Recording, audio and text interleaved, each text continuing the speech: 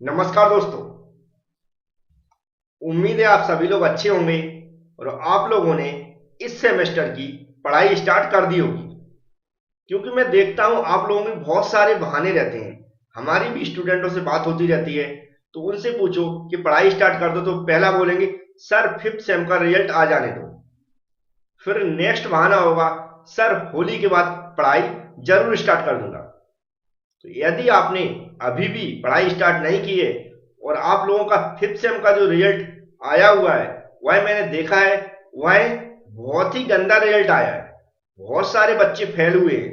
अगर वहां से आपको सीख नहीं मिली है, इसके अलावा जो सिक्स सेम के जिस लेवल के पेपर पूछे गए हैं वह आपको देखकर और भी सीख नहीं मिली है, तो आपका डिप्लोमा 3 साल से बढ़कर 4 साल का कोई नहीं रोक पाएगा। पिछले सेमेस्टर में मैंने देखा उनने दूसरे अटेम्प्ट में भी आरएसी को नहीं निकाल पाया। क्यों नहीं निकाल पाया, इस पेपर को आप देखेंगे तो आपको भी लगेगा कि हाँ, अब अभी से पढ़ाई स्टार्ट कर देनी चाहिए, नहीं तो हमारा भी आरएसी निकलना मुश्किल हो जाएगा। तो मैं चलता हूं इस पेपर को सबसे पहले दिखाता हूं जो अभी पूछा गया था। तो पहला सेक्शन पेपर का सेम रहता है, जैसे कि जिस स्कीम का पेपर हुआ लिखा रहता है, ब्रांच का नाम लिखा रहता है, सेमेस्टर लिखा रहता है और कितने मार्क्स का पेपर है लिखा रहता है और टाइम्स लिखा रहता है। और जो कुछ कंडीशन रहती है, जैसे इसमें लिखा कि 7 क्वेश्चन दिए वह 7 के 7 कंपलसरी है करना, लेकिन उसमें जो ऑप्शन दिए हुआ है कैसे दिए हैं, उसी में ऑब्लिक दिए हैं क्वेश्चन नंबर में। जैसे फर्स्ट क्वेश्चन होगा तो फर्स्ट में ए बी करके दिया हुआ है और करके। और जो हमारी स्टीम टेबल इसके अंदर यूज होती है, स्टीम टेबल आगे मैं सिखाऊंगा जब भी इसकी न्यूमेरिकल करवाऊंगा, तो आप ध्यान रखें। इसके अलावा यहाँ पर लिखा रहता है डाउट के केस में कि हिंदी इंग्लिश में जो पेपर दिया रहता है, तो जो हिंदी में अगर आपको कुछ गलती लगती है या इंग्लिश में गलती लगती है, तो भी आपको इंग्लिश वाला जो बर्डन है फाइनल लेके चलना है। अब पहला क्वेश्चन देखते हैं कि किस लेवल का क्वेश्चन पूछा गया था। तो फर्स्ट यूनिट, याद रखें जब भी पेपर को देखें तो आप जो सिलेबस आपके पास होगा सभी लोग डाउनलोड करके रख लेते हैं, वहां पर देखो कोर्स आउटकम वन होगा। कोर्स आउटकम वन होगा, उसका सेकंड एलो देखेंगे। कौन सा देखेंगे? LO second. ऐसा पेपर में स्पेसिफाई रहता है कि कौन से एलो से क्वेश्चन पूछा गया और कौन से सीओ से पूछा गया। तो सीओ 01 से और एलो 2 से पूछा गया। इस चैप्टर से हमेशा अभी तक जो भी ये ओसीबीसी वाली स्कीम है उससे हमेशा एक पहले चैप्टर से न्यूमेरिकल पूछा जाता है। 5-5 नंबर की 2 पूछी है या फिर एक 10 नंबर का पूछा है, जैसा कि इस पेपर में पूछा गया।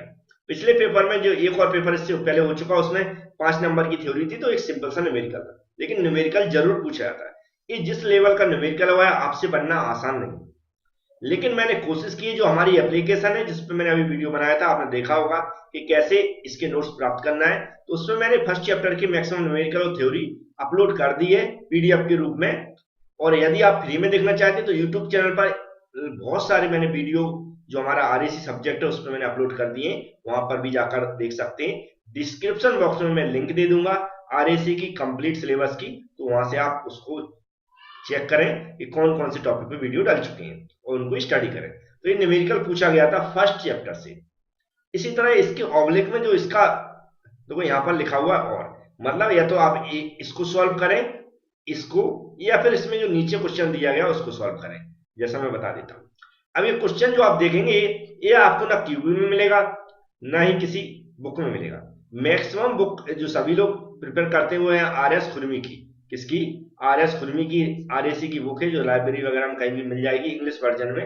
हिंदी वर्जन से कोई ज्यादा मतलब नहीं हो, क्यूबी वगैरह में क्वेश्चन इस तरह के नहीं दिए रहते, बहुत सिंपल सिंपल क्वेश्चन दिए। लेकिन जो पिछले साल से जो लेवल बढ़ाया है न्यूमेरिकल क्वेश्चन का या अदर से, वो सेम के सेम क्वेश्चन बुक से नहीं पूछे जा रहे हैं। तो ये क्वेश्चन भी हमने बहुत सी जगह ढूंढने की कोशिश की, नहीं मिला, लेकिन फिर भी मैंने सॉल्व करके इसको जो भी कंसेप्ट होते हैं इसके आधार पर इसको इसकी पीडीएफ मैंने अपलोड कर दी है। एप्लीकेशन में जिसको प्रॉब्लम होती है डाउनलोड करने में या फिर उसको देखने में या ज्वाइन करने में, उसके लिए मैंने वीडियो बना दिया, उसको भी मैं डिस्क्रिप्शन बॉक्स में दे दूंगा। उस वीडियो के थ्रू भी आप एप्लीकेशन के बारे में समझ सकते हैं। तो ये तो हो गया क्वेश्चन हमारा फर्स्ट यूनिट से। अब चलेंगे सेकेंड यूनिट। अब सेकेंड चैप्टर है वेपर कंप्रेशन रेफ्रिजरेशन सिस्टम। कौन सा है? वेपर कंप्रेशन रेफ्रिजरेशन सिस्टम है। देखो यहाँ लिखा CO2 कोर्स आउटकम सेकंड, मतलब सेकंड चैप्टर, और जिसका एलो 4 है। याद रखते सिलेबस समझाए, एलो 4 चेक करें। और उसमें अमोनिया रेफ्रिजरेटर के ऊपर दोनों बार न्यूमेरिकल पूछा गया था। याद रखें ये न्यूमेरिकल पूरा का पूरा स्टीम टेबल पर बेस्ड है। इसको मैंने अभी इसके नोट्स नहीं डाले क्योंकि स्टीम टेबल पर बेस है, तो इसका मैं वीडियो बनाऊंगा तब आपको समझाऊंगा पूरा स्टीम टेबल से कैसे इसकी वैल्यू को फाइंड आउट करना और कैसे जो भी यहाँ पर सीओपी वगैरह ए वर्क वगैरह ये सब कुछ कैसे निकालना है। इस पर मैं सेपरेट वीडियो बनाना पड़ेगा क्योंकि स्टीम टेबल बेस है, उसमें पीडीएफ के थ्रू नहीं समझाया सकता। अब इसके ऑब्लिक में भी जैसे रेफ्रिजरेंट टॉयल है, इस पर भी दोनों बार क्वेश्चन पूछा गया था। ये तो इसको भी ये सारे न्यूमेरिकल, इसमें 10 नंबर का न्यूमेरिकल क्वेश्चन ही पूछे आता है, इसमें थ्योरी नहीं पूछी आती। क्या थ्योरी नहीं पूछी आती, याद रखें। तो ये न्यूमेरिकल क्वेश्चन आपको लेवल देख के आपको थोड़ा थोड़ा समझ में आ रहा होगा कि किस लेवल के न्यूमेरिकल क्वेश्चन पूछे आ रहे हैं, और आप लोग हाथ पे हाथ धरे बैठे हुए हैं, पढ़ाई नहीं कर रहे हैं। तो उम्मीद है इनको देख के आपको पता चलेगा। इसके बाद देखेंगे आप, अब जो थ्योरी पूछी गई, थ्योरी भी बहुत हाई लेवल की है, जहां पर आपको कंप्लीट डायग्राम बनाना पड़ेगा, वर्किंग समझाने पड़ेगी। जैसे यहाँ पर जो बहुत सारे कॉमन जो टॉपिक है इन पे बार बार थ्योरी क्वेश्चन पूछे जाते हैं। CO2 से पूछा गया, LO4 से ही। यहाँ पर का रेफ्रिजरेटर विद जो डोमेस्टिक इलेक्ट्रोफ्लक्स रेफ्रिजरेटर है, इसकी भी मैं थ्योरी कंप्लीट, थ्योरी वाले सेक्शन तो मैं सबसे पहले कंप्लीट करा रहा हूँ, पीडीएफ वाले सेक्शन बता रहा हूँ ये क्लास उसमें एप्लीकेशन के अंदर, जिससे कि थ्योरी वाला सेक्शन अगर आप रट लेते हैं, याद कर लेते हैं, तो न्यूमेरिकल वाली प्रॉब्लम सॉल्व हो जाएगी, कम से कम आप पेपर तो निकाल लेंगे। तो थ्योरी वाला जो सेक्शन है मैं सबसे पहले अपलोड कर रहा हूँ। फर्स्ट चैप्टर की जरूर न्यूमेरिकल मैंने पहले अपलोड कर दिए, क्योंकि इजी नहीं है वो भी, लेकिन फिर भी मैंने कर दिए हैं कि आप इससे कम से कम 1-2 न्यूमेरिकल तो बने। ये सब मैं कंटिन्यू वेपर एब्जॉर्प्शन है, इसके ऊपर भी मैंने पीडीएफ अपलोड कर दिए। नेक्स्ट है, इसके ऊपर मैं अभी कर दूंगा, एक कंपोनेंट होते हैं जो रेफ्रिजरेटर के, उनके ऊपर हमेशा क्वेश्चन पूछे जाते हैं। ये 3 या 4 टाइप्स के होते हैं, चारों टाइप पर पूछे आएंगे, तो कोई ना कोई 1-2 हर पेपर में पूछे आते हैं। अब नेक्स्ट देखें तो यहाँ पर भी देखो, ये भी कंपोनेंट के ऊपर क्वेश्चन पूछा गया था, लेकिन ये वैसे क्वेश्चन नहीं है कि आपने नहीं ठीक है हम एग्जाम के टाइम पढ़ लेंगे और बना के आ जाएंगे। इस सबके डायग्राम है, कंस्ट्रक्शन है, वर्किंग है, इस तरह अच्छे से समझाना है विद डायग्राम। इसके बाद जो नेक्स्ट क्वेश्चन है, ये भी हमारा कंपोनेंट के ऊपर क्वेश्चन पूछा गया था 10 नंबर का। ये यहाँ पर जरूर चेक करें, CO3 LO8, मतलब जो लर्निंग आउटकम है वो 8 नंबर से पूछा गया था, और जो कोर्स आउटकम 3rd से। सिलेबस आप खोल के रखें, उससे मैच कराते हुए चले और क्वेश्चन को अच्छे से पढ़ते हुए चले। अब देखेंगे नेक्स्ट जो सेक्शन है वो है पूरा पूरा एयर कंडीशनिंग से। दो सेक्शन में डिवाइड है, पहला रेफ्रिजरेटर में, दूसरा है एयर कंडीशनिंग है। तो एयर कंडीशनिंग वाला भी उसमें से 100% न्यूमेरिकल पूछा जाता है, जैसे कि यहाँ पूछा गया, हर बार पूछा जाता है। थ्योरी भी 4 नंबर की, कई बार 5 नंबर की, तो 5 नंबर का न्यूमेरिकल, 10 नंबर का भी न्यूमेरिकल कई बार पूछा जाता है, थ्योरी को स्किप कर दिया जाता है। और सॉलिड थ्योरी आती है, टर्म जो जिस तरह डेफिनेशन के टर्म रहते हैं वो डेफिनेशन सीधा लिखने को आती है, लेकिन वो डेफिनेशन आप जब भी लिख पाएंगे जब आपको एकदम पूरी तरह याद हो। तो इस चैप्टर से भी, जो एयर कंडीशनिंग वाला चैप्टर है, उससे भी एक न्यूमेरिकल पूछा जाता है। अब जी यहाँ पर वही उसी चैप्टर की थ्योरी है, 10 नंबर के, जैसे मैंने बताया था 10 नंबर।